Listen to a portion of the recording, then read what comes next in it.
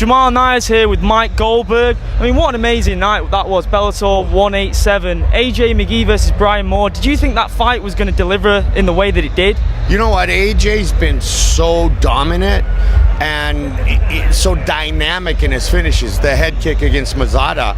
What I liked about that fight, Jamal, is that he was taken into some deep waters. Brian Moore won round 2. Yeah, definitely. Right? And so you're like, what's going to happen here? Are you really ready for this type of fight? And AJ answered, and it was fun to watch. And you talk about submission finish, Jamal, but it was that 1-2 early in the third round. And so kids 10-0, all in Bellator, just set a record. We're watching next week Daniel Weichel and Patricio Pitbull again, but you got to start putting AJ McKee right in the mix for a title shot. I mean, he's only 22 years old. Is he one of the best looking prospects you've seen in the sport? You've been around the sport for a long, long time. He's only a year older than me. It's crazy, right? And Brian Moore told me, it was funny, he said, I started training MMA when I was 22, and he's fighting a 22-year-old. Yeah, he definitely is one, but he grew up with it. Like, I called his dad's fights. I think that makes me old. I'm not so sure. Pretty sure it makes me old, but I called his dad's fights, and it was actually fun, Jamal. We had him and Baby Slice together earlier in the week, and I'm like, okay, I called your father's fight, may he rest in peace, and I called your dad's fight. So, he grew up around the sport. He's different than his dad. His dad, great grappler, great strength. AJ can do it all. It's a lot of fun to watch a kid like that have success. I mean, he's obviously brash, very confident in himself, but do you think behind the scenes his dad is keeping him grounded? So his dad, Antonio, said to us as we got ready for the interview earlier, he's like, you know what? My son's a handful. Like, I get it. He goes, I got to keep him on the straight and narrow. It's tough. When you're 22 years old and you're having that type of success and it comes easy, which it doesn't, but it seems to, you can get ahead of yourself. And I wasn't sure if AJ was going to get ahead of himself tonight. And I like the fact that he was tested. And he answered some critics because he was tested. So, yeah, Dad keeps him in check, or at least he tries to. I mean, another impressive performance. You've mentioned Baby Slice. Who saw that submission coming? First ever submission win, coming off his first knockout win. Baby Slice is cool. And what I told him about his father, I said, when Kimbo came in, his dad, he was like glorified street fighter, right? YouTube sensation. Yeah. He went on The Ultimate Fighter. He lived with a bunch of dudes your age, right?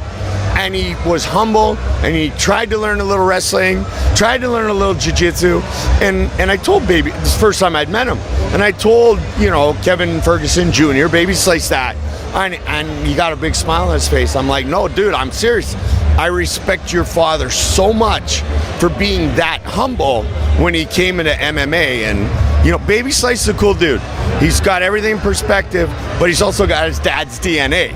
So he's going to be a badass fighter, I think, for a long time.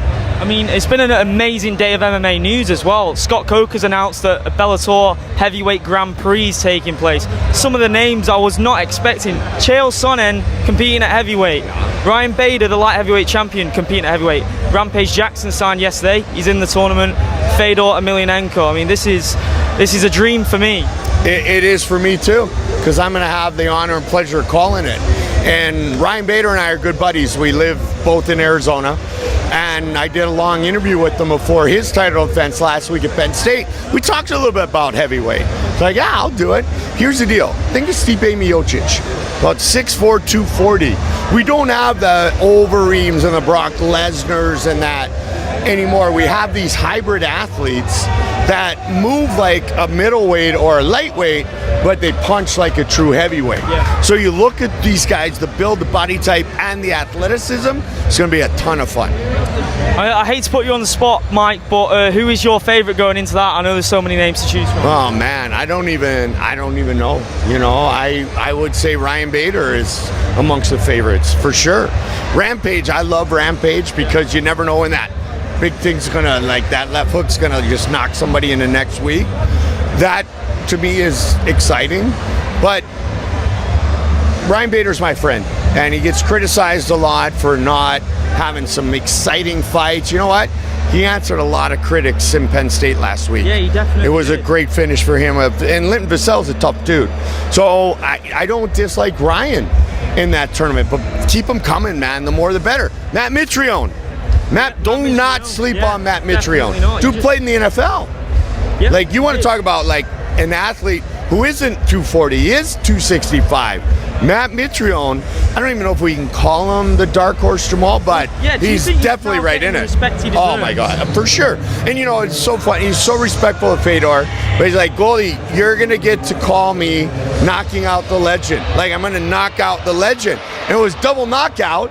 It was like Rocky and Apollo, and you know, Matt got up first, but do not overlook Matt Mitrione in a heavyweight tournament. Now, finally, there was a moment in the cage. You know what I'm talking about.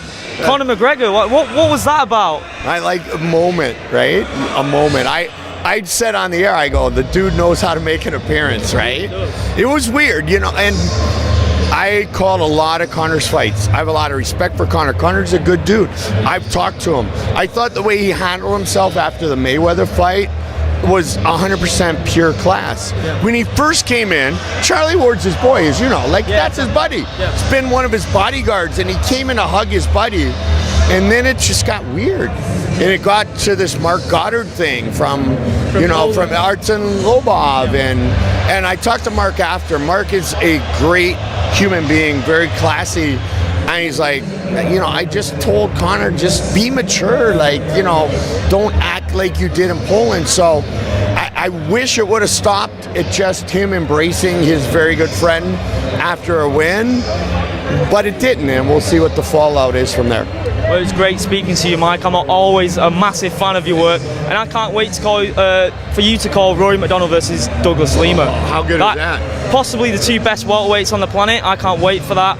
Rory McDonald, for me, I think he's going to become a two-weight world champion in Bellator. So I'm excited for you to call it, man. Thanks a lot. Cheers. Thank you. Great stuff.